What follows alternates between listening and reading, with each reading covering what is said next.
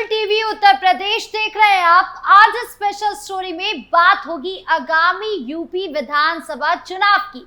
UP में एक तरफ यूपी विधानसभा चुनाव होने हैं तो वहीं दूसरी तरफ पंचायत चुनाव है।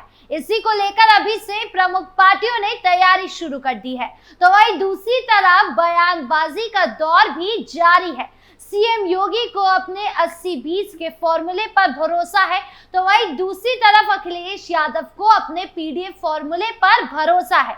अब किसका फॉर्मूला चुनाव में फिट बैठता है, सब कुछ जानेंगे विस्तार से। सीएम योगी का जबरदस्त दाव। सबसे पहले बात करें बीजेपी के दाव की। दरअसल 2024 के लोकसभा चुनाव में उत्तर प्रदेश में बीजेपी के निराशाजनक प्रदर्शन के बाद मुख्यमंत्री योगी आदित्यनाथ ने समाजवादी पार्टी के पीडीए को हिंदू एकजुटता से काटने की कोशिश की। उन्होंने बटेंगे तो कटेंगे, एक रहोगे तो सेफ रहोगे का नारा दिया, जिसके बाद प्रदेश में 9 सीटों पर हुए उपचुनाव में भी बीजेपी ने 7 सीटें जीत ली। इसमें कुंदरकी की भी वो सीट भी शामिल थी जो समाजवादी पार्टी की मजबूत गढ़ मानी जाती है। लेकिन अब एक बार फिर मुख्यमंत्री 2027 से पहले सपा सरकार के दौरान बदहाल कानून व्यवस्था को हवा देने में जुटे हैं ताकि 2027 में जीत हैट्रिक लगा सके। इतना ही नहीं, बेहतर कानून व्यवस्था और दंगा मुक्त प्रदेश के नारे भी वो पीडीए में कमजोर करना चाहते हैं। दरअसल इन दिनों मुख्यमंत्री जहां भी जा रहे हैं वो इस बात का जिक्र करना नहीं भूलते कि पूर्व की सपा सरकार में प्रदेश की पहचान दंगों से होती थी। प्रदेश में संगठित अपराध और माफियाओं का बोलबाला था। बहन बेटियों और व्यापारी असुरक्षित थे। प्रदेश में कोई निवेश नहीं करता था। वो ये भी कहना नहीं भूलते कि पिछली सरकारों की उपलब्धि क्या थी। जातीय संघर्ष करार कर परिवारवाद के नाम पर एक जनपद एक माफिया देना ही पिछली सरकार की उपलब्धि रही है। मुख्यमंत्री का दावा है कि आज प्रदेश सुरक्षित है, बड़ी बड़ी कंपनियां निवेश कर रही है, जिससे लोगों को बड़ी संख्या में रोजगार मिल रहा है। मुख्यमंत्री ये भी बताते हैं कि किस तरह से उनके करीब 8 साल के शासनकाल में अपराधियों, गुंडों, माफियाओं की कमर तोड़ी गई है। आज बेटियों से छेड़खानी करने वालों का सामना यमराज से हो रहा है। वो ये भी कहते हैं कि आज प्रदेश दंगा मुक्त है। उनके शासनकाल में दंगे की कोई घटना नहीं हुई और यही रामराज की भी परिकल्पना थी। जानकार भी मानते हैं कि प्रदेश में कानून व्यवस्था हमेशा से ही एक अहम मुद्दा हुआ है और योगी सरकार में इसे लेकर गंभीरता से भी काम किया गया है। पिछले 8 सालों में पुलिस एनकाउंटर में करीब 280 बदमाशों को ढेर किया गया है तो वहीं हजारों और को लंगड़ा भी कर उन्हें जेल भेज दिया गया है। भू माफियाओं से अरबों की जमीन मुक्त कराई गई है। कई नामी माफियाओं के साम्राज्य का सफाया हुआ है, जिसमें सबसे बड़ा नाम माफिया अतीक अहमद और मुख्तार अंसारी का है। जानकारों का मानना है कि मतदाता कानून व्यवस्था को लेकर जरूर वोट करता है। यही वजह है कि योगी अपने हर भाषण में इस मुद्दे को जोर शोर से उठा रहे हैं। हालांकि समाजवादी पार्टी के मुखिया योगी सरकार में कानून व्यवस्था को लेकर तमाम सवाल उठाते रहे हैं। उन्होंने पुलिस पर भी गंभीर आरोप लगाए हैं। उनका आरोप है कि योगी सरकार में पुलिस पीडीए समाज के लोगों को प्रताड़ित कर रही है। इतना ही नहीं, अखिलेश यादव पुलिस विभाग में तैनाती को लेकर भी पड़ा की अनदेखी का आरोप लगाते रहे हैं। 2024 की गलतियों से बचेगी योगी सरकार। एक तरफ सीएम योगी विपक्ष को अपने बयान से निशाना बना रही है तो वहीं दूसरी तरफ अपनी पिछली गलतियों को भी उठाकर देख रहे हैं कि उनसे कहां-कहां गलती हुई है। दरअसल उत्तर प्रदेश में 2027 के विधानसभा चुनाव से पहले भाजपा अपनी रणनीति को मजबूत करने के लिए बड़े बदलाव की तैयारी में है। ये बदलाव पार्टी संगठन और सरकार दोनों के भीतर होंगे। बीते साल हुए लोकसभा चुनाव में देश के सबसे बड़ी सियासी सूबे में पार्टी का प्रदर्शन संतोषजनक नहीं था। इसी के मद्देनजर संगठन और सरकार में फेरबदल की योजना बना रही है। सूत्रों के मुताबिक पार्टी जल्द ही नया प्रदेश अध्यक्ष नियुक्त कर सकती है। इसके साथ योगी सीएम आदित्यनाथ सरकार में मंत्रिमंडल विस्तार की भी संभावना है। अब सवाल है कि संगठन और सरकार के भीतर संभावित इस बदलाव से पार्टी के भीतर कौन नेता मजबूत होगा।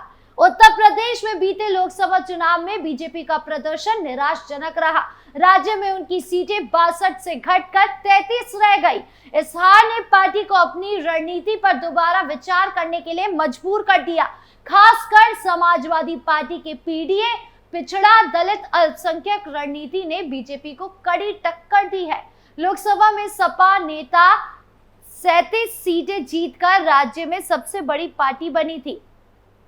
इस हार के बाद बीजेपी रणनीतिकार मानते हैं कि जातिगत और राज्य के अलग अलग क्षेत्रों को उचित प्रतिनिधित्व नहीं मिलने के कारण उसे नुकसान हुआ। ऐसे में अब पार्टी 2027 के विधानसभा चुनाव में कोई कसर नहीं छोड़ना चाहती, क्योंकि उत्तर प्रदेश विधानसभा चुनाव के नतीजे सीधे राष्ट्रीय राजनीति को प्रभावित करते हैं। मीडिया रिपोर्ट्स का कहना है कि पार्टी और सरकार के भीतर अवध, ब्रज, काशी, अंबेडकर नगर और प्रयागराज बेल्ट से प्रतिनिधित्व बढ़ाया जा सकता है। इसके अलावा अवध क्षेत्र के पासी और कुर्मी समाज का प्रतिनिधित्व भी बढ़ेगा। अवध क्षेत्र में ही अयोध्या आता है और बीते लोकसभा में राम मंदिर निर्माण के बाद भी वहां से भाजपा हार गई। वहीं से पासी समाज के सपा नेता अवधेश प्रसाद विजय हुए थे। पार्टी सेंट्रल और ईस्टर्न बेल्ट से सैनी, मौर्य और शाक्य समुदाय का प्रतिनिधित्व भी बढ़ाने की योजना पर काम कर रही है। केशव प्रसाद मौर्य इसी समुदाय से आते हैं। पार्टी की आंतरिक समीक्षा में ये बात सामने आई है कि इनमें से कई समुदाय भाजपा के परंपरागत वोटर रहे हैं, लेकिन 2024 के लोकसभा चुनाव में वो पार्टी से दूर चले गए। इस कारण पार्टी के वोट शेयर में बड़ी गिरावट आई। कहीं कहीं तो ये 6-7% तक था। केंद्रीय नेतृत्व को इस फीडबैक से अवगत करा दिया गया है और रणनीति में बदलाव को लेकर गंभीर मंथन जारी है। पीडीए से परेशान अखिलेश। एक तरफ सीएम योगी है जिन्होंने अपनी रणनीति क्लियर कर ली है कि किस तरह से हिंदुत्व और विकास की राह पर चलकर चुनावी रण में उतरना है, तो वहीं दूसरी तरफ अखिलेश यादव है जिनकी रणनीति ही साफ नहीं है। वो वही फूस पीडीए फॉर्मूले के सहारे चुनाव में उतरना चाह रहे हैं। यहाँ तक कि अखिलेश यादव को पता है कि उनका पीडीए फॉर्मूला काम नहीं कर रहा है, इसीलिए वो अब बयानबाजी पर उतर आए हैं, उसी पर ज्यादा जोर दे रहे हैं। और इसी कड़ी में अखिलेश यादव ने सीएम योगी को लेकर जुबानी हमला किया। दरअसल सपा मुखिया अखिलेश यादव ने सीएम योगी आदित्यनाथ को लेकर दावा किया है कि हमारे मुख्यमंत्री तो बस चुनाव के लिए है, वो बीजेपी के सदस्य नहीं है। सपा मुखिया ने बुलडोजर एक्शन को लेकर भी कहा कि पता नहीं बीजेपी को क्या हो गया है, जहां उन्हें जमीन दिखाई दे रही है वो वहां कब्जा कर ले रहे हैं और ये हर शहर जिला में हो रहा है। शासन प्रशासन का साथ लेकर कब्जा करने का काम बीजेपी कर रही है। अभी जैसा माता प्रसाद पांडे बड़ा हो रहे थे तो उन्हें रोकने के लिए बुलडोजर और बुलडोजर की बगल में बीजेपी कार्यकर्ता और उनका साथ पुलिस प्रशासन था और उनको समर्थन था वहां के सबसे ऊंचे चुने हुए लोग थे। उन्होंने यहां तक सीएम योगी के लिए कहा कि अगर उन्हें गोरखपुर के लिए कुछ काम करना था तो उन्हें अपने सबसे पहली घोषणा याद रखनी थी। और इन्होंने झांसी में कहा था कि झांसी के साथ गोरखपुर में भी मेट्रो बनवाएंगे। अगर गोरखपुर की सच्चाई सामने आ जाए तो वहां विरासत का नहीं, हिरासत का गलियारा बनाना पड़ेगा। पूर्व सीएम ने कहा कि अयोध्या प्रयागराज में बीजेपी लोकसभा हारी, अब अगला नंबर गोरखपुर और मथुरा का है। यानी कुल मिलाकर अखिलेश यादव ने सीएम योगी को लेकर जमकर तंज कसा, लेकिन सवाल यह है कि अचानक ये तंज हर मुद्दे पर क्यों सामने आ रहे हैं। इसका सीधा सा जवाब है चुनाव। चुनाव को करीब देखते ही अखिलेश यादव वो मुद्दे उठा रहे हैं जिनके ना तो सर है ना पैर। सीएम योगी से पार्टी बगावत करेगी, ये बात अखिलेश यादव कई बार बोल चुके हैं, लेकिन हर बार सीएम योगी मुख्यमंत्री बन जाते हैं और अखिलेश यादव विपक्ष के खेमे में ही बैठे रह जाते हैं। और रही बात बुलडोजर एक्शन की, तो ये अखिलेश यादव के कार्यकाल के ही देन है कि आज इतने बुलडोजर यूपी की जमीन पर दौड़ रहे हैं ताकि अवैध अतिक्रमण को हटाया जा सके। यानी जिस तरीके की छवि सीएम योगी लेकर चल रहे हैं उससे साफ है कि सीएम योगी के पक्ष में चुनाव के नतीजे आ सकते हैं और एक बार फिर अखिलेश यादव बयानबाजी के जाल में ही रह जाएंगे। खैर, अब ये देखना दिलचस्प होगा कि सीएम योगी अखिलेश यादव के इन बयानों पर क्या पलटवार करते हैं और किसका फॉर्मूला हिट रहता है। आपको क्या लगता है, कमेंट बॉक्स में जरूर बताएं। नमस्कार।